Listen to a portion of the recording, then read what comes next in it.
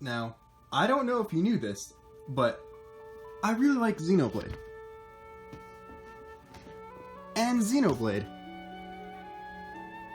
And Xenoblade. That's done bad over there! Definitive Edition has been out for a few weeks now, and as such, we've gotten a bunch more interesting information about its development and other stuff through dev interviews, official publications, and the like. Let's talk about it. There's a lot of stuff to go over, so I think we should just kind of do it. This will involve Xenoblade 1 spoilers, not future connected spoilers, just main game Xenoblade 1. If there's anything else, which I don't think there is, then I'll give you a warning there and provide a timestamp to skip that part. I'm leaving that one in because that one was funny. Anyway, the first thing I want to talk about is the thing that you might have actually been able to see on release or even before release if you were really lucky, and that is in the Definitive Works art book that comes with the special edition version of the game. There is a bit of a letter to the player sort of thing, or just a statement written by Takahashi.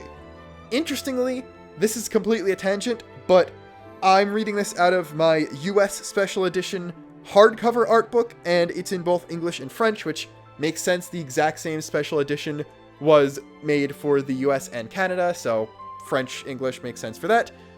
In the paperback version from my European special edition, which I got specifically from the UK, it was also English and French, which I think makes sense.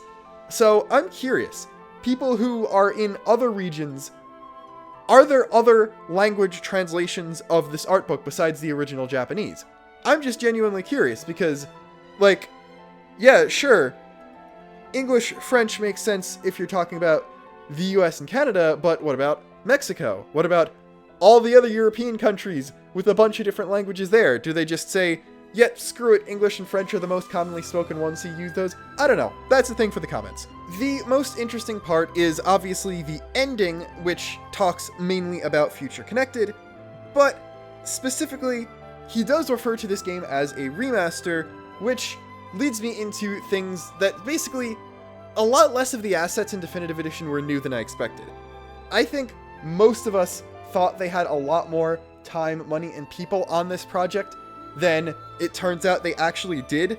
Throughout a bunch of interviews, it turns out that a lot of stuff was just up-resed Wii assets, and though they did end up upgrading more models than they originally expected, still not everything was upgraded. It's especially obvious if you look at things like NPC models, especially, and any enemy creature that was not already in Xenoblade 2 looks a lot worse than the ones that were in 2, because anything that was in 2, they very understandably just used those models, and for everything else they didn't, so that's interesting.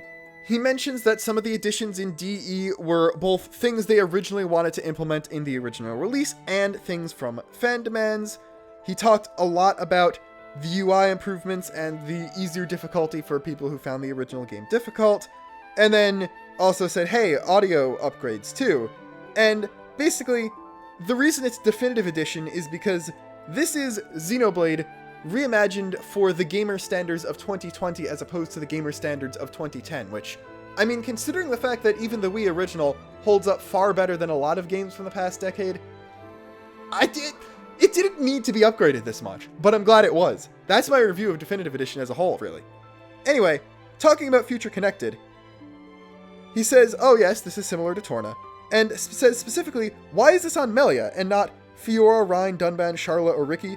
I like how he didn't mention Shulk at all, so the idea is that Shulk's big personal story is over, his arc has been completed, so, like, yeah, he's only going to be a supporting character from now on, which I'm fine with. It's just interesting. I like the fact that previous protagonist was a supporting character in Future Connected. That was one of my favorite parts about it, honestly. But he says that this scenario isn't simply a new story to be told, but a waystone of sorts, pointing toward the future. The events that take place and the words spoken by the characters in Future Connected are linked to the future of Xenoblade Chronicles itself. Now, if you've played Future Connected, that's really interesting because for having Connected in the name, there are very little connections to other Xeno games at all in FC, so that's going to involve its own video, but I just think it's cool to have some of this stuff officially in writing. Also, it's cool to have the special edition. I'm sorry that the intro of this video was flexing, but I had to. I'm also going to very quickly go over the interview GameXplain had with the team, where they just sent them questions in text and got responses. They went through the cliff notes and the important points in their own video, which is why I'm not elaborating on this, and they're also posting the entire transcript as a Patreon reward. I'm going to get that, especially because they're donating all their Patreon income to charity this month, but I have not gotten it at this point, so I'm not spilling anything locked behind their Patreon, and I don't know any of the information in there at all. But the big points for that were, the art style was apparently supposed to combine the original and 2, which, like, I mean, you could say that, but I've seen the concept art, I've seen what every other Xeno game looks like. I know this is closer to what they would have originally wanted if they had the better tech for it. It is true that people who played 2 will see DE and say that's Xenoblade more than seeing the original saying that's Xenoblade, but really, it didn't get more anime. It got brighter. If that's what they were talking about, then sure, it's got the much brighter colors that 2 did when the original was a lot more washed out, which, in my opinion, is the most subjective thing about the new visuals, but the character appearances really don't scream 2. That's the thing. Shulk in DE looks so much closer to Shulk in the original than he does to Shulk in 2, so a little interesting. The big thing is that the Bionic shoulder was a test map. It was not actually intended to be put in the original game. So that was originally between Frontier Village and Aerith Sea, that apparently was never the case. There might have been another scrapped area there, but according to this interview, they just had this as an early map they made and kept going back to it for testing, and I mean, I guess they liked it enough where they decided to bring it back again for Definitive Edition. And then there's also the generic, oh hey yes, we enjoyed coming back to this old game, which that's going to be a theme in a lot of these interviews that I'm going to talk about. Next, I'm going to do one from VG247.com, because there are a lot of similar questions to the GameXplain one, and there's also a bit more elaboration on certain things I talked about there that is available not directly in someone else's YouTube video. A big thing is, when talking about Future Connected, they did say similar things about the Bionic shoulder, specifically said it was a test map, and it seemed... They said that specifically they made Future Connected because they had this map already. They must just straight up have not had the resources in order to make much completely original content for this. So they basically said, alright, we can do a Torna-sized campaign with the Bionic shoulder only because we have that. So they also said that when... Interestingly, they translate the word as remake here in this version, so I don't know. According to whoever translated the message in the art book, it's a remaster, but according to whoever translated these interview responses for this news website, it's a remake, so whatever. It seems that their mission statement for it was, using improved visuals and ease of play, make something that could be enjoyed by people who started with 2 and people who wanted to replay again in HD. So they streamlined it so that the annoying parts that we players just kind of had to deal with wouldn't be there for people who started with 2, even though they left out some of the best quality of life improvements 2 had, like unique monster tombstones, but whatever. And then they also made some Melia stuff, and it says that the battle system was actually story inspired, which I think is kind of interesting, just because you don't really see story affecting gameplay a whole lot in Xenoblade games that aren't 1, I guess, because visions are a thing. And then they also said that the art shift was partially because they wanted to make use of 2's resources. The graphics engine used for DE was the same one, or based on the one used for 2, so by necessity, they had to make it look sort of like 2. And they talk about the 10th anniversary, which is not something I'm going to talk about because there's a big thing about that later on. But then, this is the big question. Xenoblade as a series has 3 different entries now, each with a fairly different style and tone. So what would you say the defining characteristics are of a Xenoblade to you? What makes Xenoblade Xenoblade? Furthermore, when you dip into Saga and Gears, what makes a Xeno game? Takahashi's answer. The stories and characters that appear in the Xenoblade Chronicles series vary with each entry, but the same concept is shared among them all. It is players immersing themselves in the game world and freely walking around and adventuring in it. This is the thing that we talked about. Gears and Saga started with story first. Xenoblade games are different from that in that they start with the world. The world is designed first, and then characters, plot elements, things from other Xeno games are brought in to spice it up and make it more interesting. So that's the thing that sets Blade apart from Gears and Saga, in addition to like the battle system, graphics, and all that kind of stuff. Maybe it would be better to rephrase and say that the concept is to get players to want to remain in the game world. We've kept this concept unchanged since Xenogears, although the Xenosaga series might be the only one of these that doesn't follow the concept, which makes sense. And then the next question is also really big. On this topic, there's some curious small game-connecting changes in Definitive Edition, like Alvis's necklace being changed to reference Xenoblade Chronicles 2. Is your intent behind changes like this just a nod and a wink to fans, or are these attempts to more deeply and more obviously connect the universes of the games? Do you want to draw these universes closer together? The interesting thing is, again, spoilers for main game of DE, Alvis's necklace is the only thing that was changed. Like, yes, they added quality of life stuff, they added new content in terms of time attack, they added some new costumes, and they changed up some settings and stuff, and the visuals are better. But the only significantly changed thing is Alvis's necklace. Like, the ending cutscenes weren't changed at all, and that was the thing I was expecting to be changed the most. I wasn't expecting anything different through Makana's core besides Alvis, but they went through the end without anything changing. It's not honestly a really big deal, because that just puts us in the exact same place as we were after 2 finished, and like, I knew exactly what was going on then.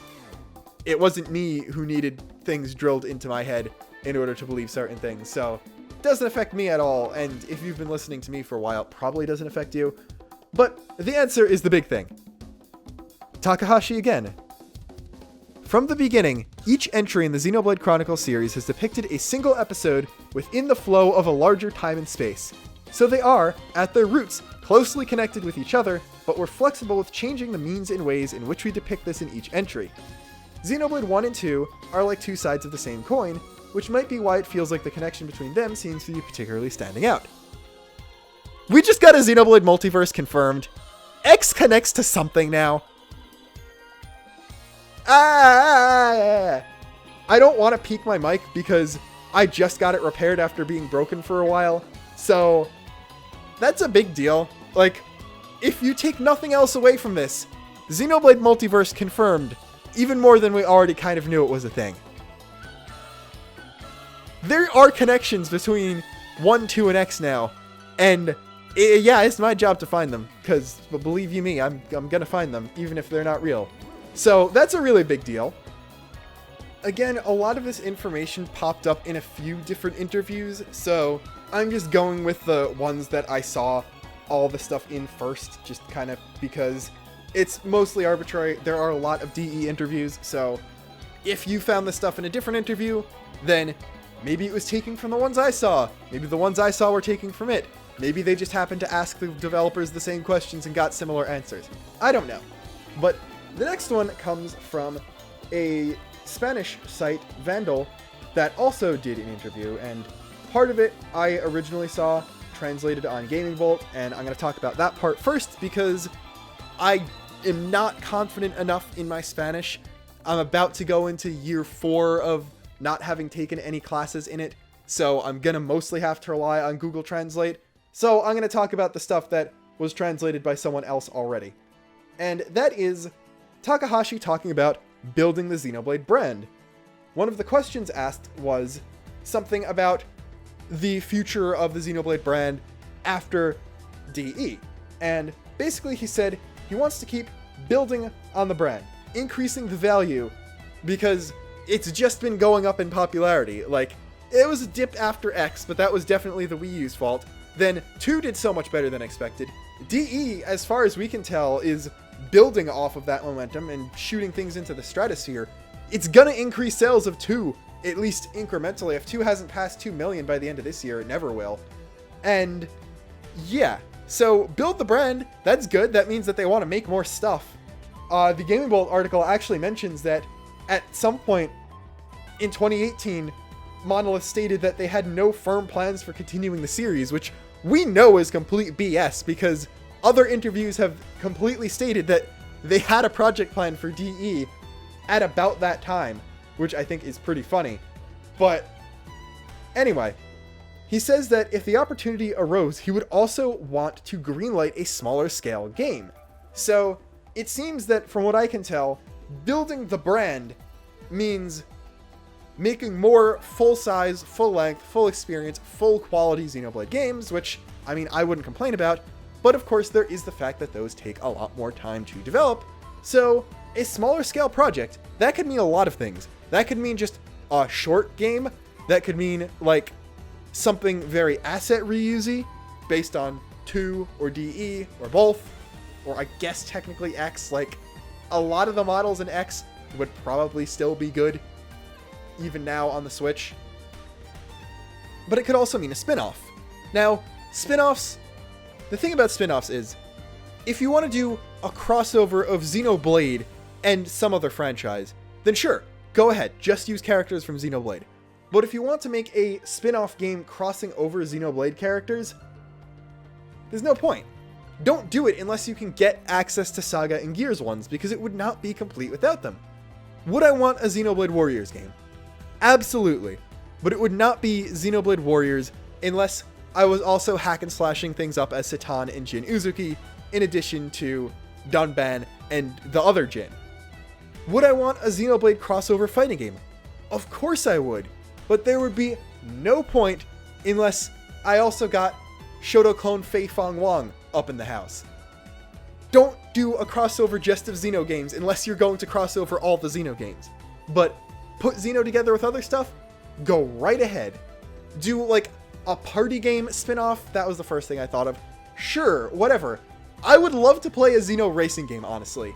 Your 2 characters, they would all use Titans. The X characters would all use Skells in vehicle mode, and the only character from 1 is Juju using his buggy, which according to some concept art that was first revealed in the definitive works, apparently it used to have a gun on it at some point. Like, you needed a second person to use the gun, which explains why Juju didn't have it, but apparently you could put a gun on that thing. Who knew? But yeah, I would honestly play a, like, sprite-based retro throwback 2D Xenoblade spin-off thing. Like, it doesn't even need to tie into an actual game. Like, now that we know there's a multiverse, just, like, screw it. Have a traditional JRPG played straight, but with Napon. And make that a thing. Again, where is my Napon volleyball game? If we can have Dead or Alive beach volleyball with all the boob jiggle physics, we can definitely have Xenoblade Chronicles Napon volleyball with the Napon fur physics. It's fine. It makes sense. Why haven't they made this yet? But yeah. So it seems that they're definitely trying to get a Xenoblade 3 or an X2 or something else pushed through, get that Nintendo approval, in addition to whatever their other projects they're working on now is. Honestly, based on the comments we've got, I would not be surprised if they're still working on the new IP and a new Xenoblade game at the same time, or at least conceptualizing for a new Xenoblade game.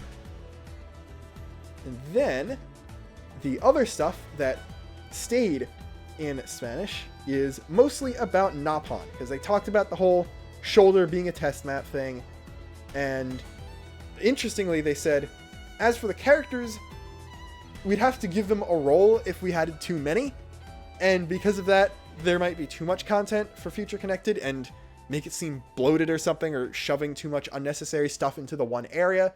So they decided that due to the restrictions, they had to limit the number of characters, which, sure, that's fine. I don't mind a smaller party. I just wish certain characters would have been playable. And it says that someone from Nintendo, Yuki Sakamoto, so someone working with Monolith through Nintendo, said that they called it Future Connected because they wanted to focus the story on the type of future Melia and her people would have to live in the resulting world, after the events that take place in the end of the main game. So it's referring to the future of the High Entia living together, as opposed to the future of Xenoblade, even though they hinted a bit at the future of Xenoblade in it, apparently. And then the other thing is talking about Napon, which, yeah, Takahashi said that they're important since they're the mascot characters, and another Monolith person said that basically, Takahashi said this. Napon appear in all the games, and I think that they're part of the essence that helps to feel that they're all part of Xenoblade. So, like, yeah, there's a shared multiverse. That connects them all. But have you heard about Napon? Because I like Napon. I also, personally, me, Mr. Luxon, Xenoblade Chronicles himself, also likes Napon very much. You'll save this for the future Connected Thoughts video, which is probably coming right after this, but I really, really, really like Hino and Nene. They're probably my favorite two Napon in the series now.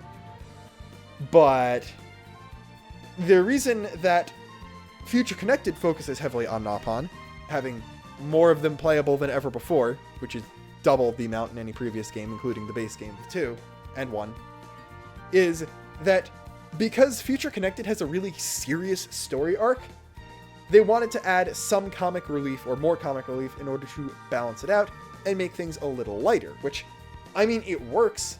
Future Connected is far from grimdark, despite being really depressing in a lot of ways. But honestly, I don't feel like Future Connected was particularly dark at all. Like, it's a lot more personal. The conflict is very personal between the characters, and then there's also an antagonist, which is basically an apocalyptic, completely unfeeling, faceless force of evil that's going to destroy everything. But it didn't feel too much different in darkness from the final arc of the main game. So I don't really know where they were going with that. It didn't feel any darker than the main game already got, but it did end up feeling more lighthearted overall because Kino and Nene were there, and that is not a bad thing. I think they were great. There was also very recently, in commemoration of DE, a blog post made by one of the composers for the original game and people who redid all the songs for that. And I'm just going to straight up link that in the description. It was posted on June 4th, just because it doesn't bring any huge insight, but it's a very interesting read. It has been completely translated into English already, so that's good. And there's a lot of wholesome memories and stuff, like Yoko Shimomura bringing other tired composers snacks. Stuff like that. Just cool development stories that we probably wouldn't get from anywhere other than the mouths of the people who actually worked on the game. And then it comes to the 10th anniversary of the Xenoblade series, because that is a big deal for obvious reasons. June 10th was Xenoblade 1 Wii's release date in Japan. It was the earliest release date out of all the regions, obviously. And since it didn't have to be translated or dragged kicking and screaming into North America, it released in 2010 in Japan. So, June 10th, 2020 was the 10th anniversary of the Xenoblade series. And we didn't get any big article or anything. There wasn't any developer retrospective on how far things have come. A lot of that was included in the DE material, because they also mentioned in several interviews that DE didn't only take from feedback and stuff they wanted to do to improve 1, they also brought in things they learned developing X, 2, and Torna into it, and that makes sense. There's a lot of things from X and 2 that were nowhere near the original 1 that are there, but we did get a piece of art, and this piece of art comes in several different versions, all of which are kind of interesting, so I'm just gonna talk about this while a bunch of them show up on screen, and I'm sure you've already seen this in the thumbnail, because you know I'm using this for my thumbnail. It's also definitely my new phone wallpaper for the foreseeable future, because it is honestly amazing. The very big thing, very quick thing about this is the artist who drew this is Choco. I talk about Kunihiko Tanaka a lot, who was the character designer for Xenogears, a lot of Saga, and X, as well as designing Shulk, Fiora, and Cosmos for 2, and Finch. Can't forget Finch. Finch was actually the most important character Tanaka ever created. This is objective. But Choco is probably the second most prolific character designer in the entire Xeno series. He started work on Xenosaga, did all the designs for Episode 3, did a bunch of costume designs for X, did some blade designs for 2, and even designed some of Fiora's new equipment in DE. So, with Tanaka officially leaving Xeno as a whole, it makes sense that if you're going to do a 10th anniversary thing, you get someone who's done something for the series. So, this big art. This is where the 2 spoilers come in, by the way. There's a Zohar shape in the background. That's probably the biggest thing to talk about. And the other big thing is that this is the Xenosaga Zohar, at least in shape. The Xenogears Zohar looked different. It did not have the crossbar, making it look more of a cross shape. And then the Xenosaga Zohar and the conduit from 2 look a little different in shape. This one in this piece is shaped the same as the Xenosaga one, and not the same as the conduit. However, keep in mind, this is the character designer of Xenosaga Episode 3 drawing this art. So, he might just be used to drawing what it looked like in Xenosaga. I'm personally going to say that doesn't really count as a reference to anything. But it's still cool. The other thing is the background. There's this whole water thing with this twilight sunset looking sky with a bunch of stars and a planet in the upper left hand corner. If that seems familiar to you, there's a reason for that.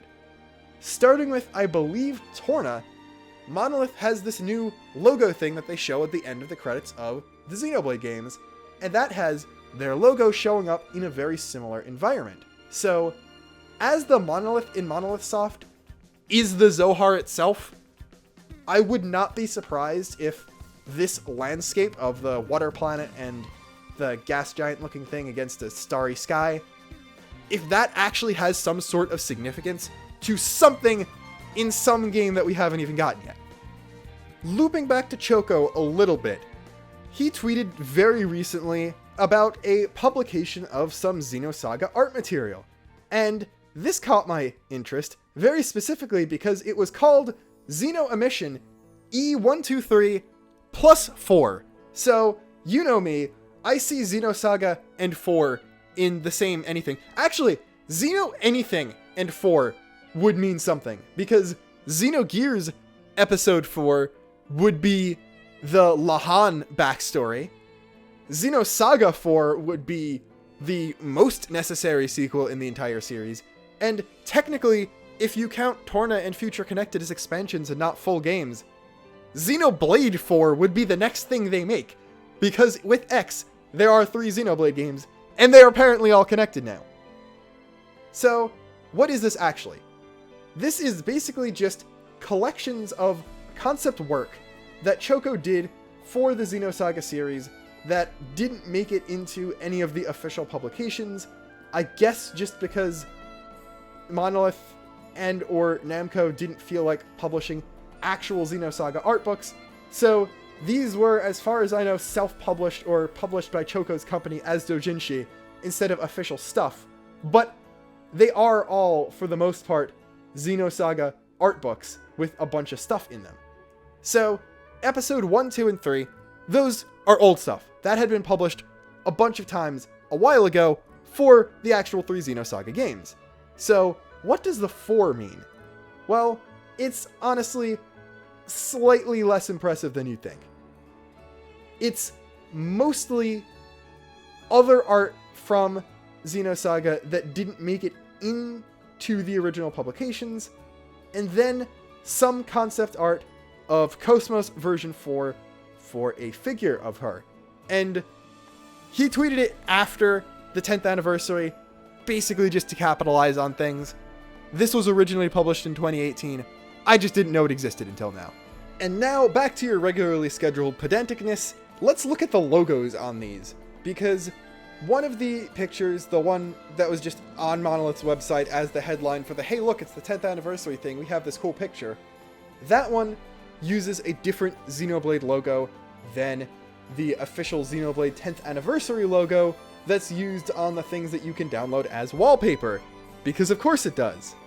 So, what's different? Well, the one that's on the non-wallpaper things is honestly not very interesting. It's just the Xenoblade 1 logo with 10th anniversary underneath it, and the 10th anniversary has a gradient that matches the background colors, and that's sure whatever. But honestly, I think the other one is much more interesting, because the thing with the Xenoblade logos is there is no unified logo for Xenoblade. Each Xenoblade game does something different with the logo. The Xenoblade 1 logo has paint splotches on it that make it sort of look like the characters that show up on the Monado. The X one is shattered in places and has bullet holes in it because of the bigger guns in X, and the 2-1 is on fire because Pyra. So this 10th anniversary logo, this is the closest to the official Xenoblade series logo we've ever got, because it's just Xenoblade in unmodified Helvetica without any of the special graphic design flares, and this is just blue and gold, which is interesting. And then 10th anniversary is also in gold, and the 0 in 10 has part of the Monolith Soft Eye Monolith logo that also looks like their offices thing. That's also part of the 0, so it's nice and stylized. It looks cool. These colors in that are very Xenosaga, so that's also really nice. But I think we can finally talk about this amazing picture, because, dear lord, it is, in fact, amazing. You got the 3 Xenoblade protagonists front and center. You got the Beanstalk, the first low orbit station, with the conduit behind it. And you've even got the White Whale up there. Again, there's nothing one specific here, so 1 and 2 are connected, you know?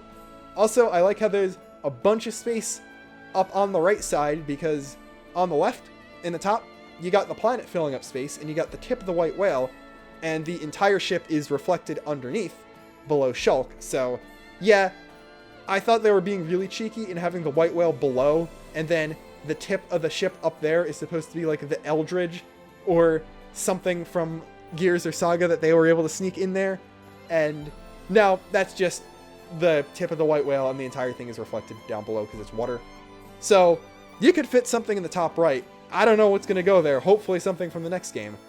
But just all the Xenoblade protagonists in a unified art style, just hanging out together, being cool. They know they're cool. Also, it looks very much like Rex and Shulk are handing their weapons to Elma for her to grab. And I would like to see this. If that is the logical conclusion of the Xenoblade series, I'm there for that. Now, obviously, for Shulk, it would have to be his future connected Monado and not the actual Monado if we're going in plot order. But if the Nalpon Archsage is there, it could be anything. So as for other characters, let's see who we can actually pick out of the background, because a lot of these people are very much just silhouettes. The very obvious ones going from left to right is Melia, then Fiora without a mouth, then Ricky and Tatsu are right next to each other, then there is a Skell, I believe that's an Ares, it kind of has to be, then curled underneath inside of Elma's hair, that's Lyn, to the right of her is probably Lao, but we can't be sure, and then moving over to the right of Elma, there's Tora, Pyra and Mithra, Nia riding Dromark, and then just a bunch of other figures. So, for the unidentifiable figures, there is 1, 2, 3, 4, 5 on the left, including the probably Lao one, and then on the right there is 1, 2, 3, 4, 5, 6, 7. Now, the interesting thing is, one of the ones on the right, the one in between Mithra and Nia, seems to be wearing a cloak. This is probably Adam, because he always showed up in a cloak in the main game of 2. And the 2 on the right, to the right of Nia, is probably a driver and blade pair because it's 2 people together. As for the other ones, those could be either 2 or X characters. That's the problem. The person to the left of Melia is probably a 1 character, just because there are very few 1 characters, in all honesty.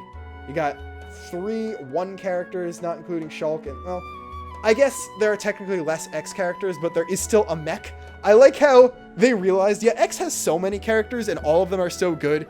So we gotta have Elma, Lyn, and Tatsu because they're the main ones. Cross has no canon appearance. So what do we use?